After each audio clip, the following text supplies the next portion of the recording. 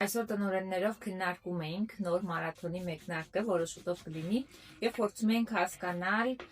ինչն է մարդկանց ամենաշատը հետաքրքրում բիզնես գալուց, ու եկանք այն եզրակացությանը, որ մարդկանց ավելի շատ հետաքրքրում են թվերը։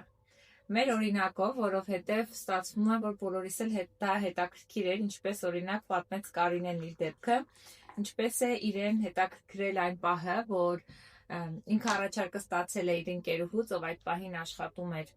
80,000 դրամ արդեն տանից օնլայն, իսկ ինքը նույն այդ 80,000 դրամը վաստակում էր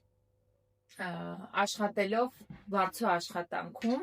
առավոտից երեկո դրսում էլի 80,000 դրամ, եւ Կարինեն ինքն իրեն ասել էր, այդ ոնց եղավ դու տանից 80,000 աշխատես, իսկ ես ամբողջ օրը դրսում, ասա ինչ ես դու անում, ինձ հետաքրքիր է։ Նույն հաջողությամբ դա հետաքրքրել էր Ժաննային, երբ լսել էր, որ կարելի է 350,000 վաստակել,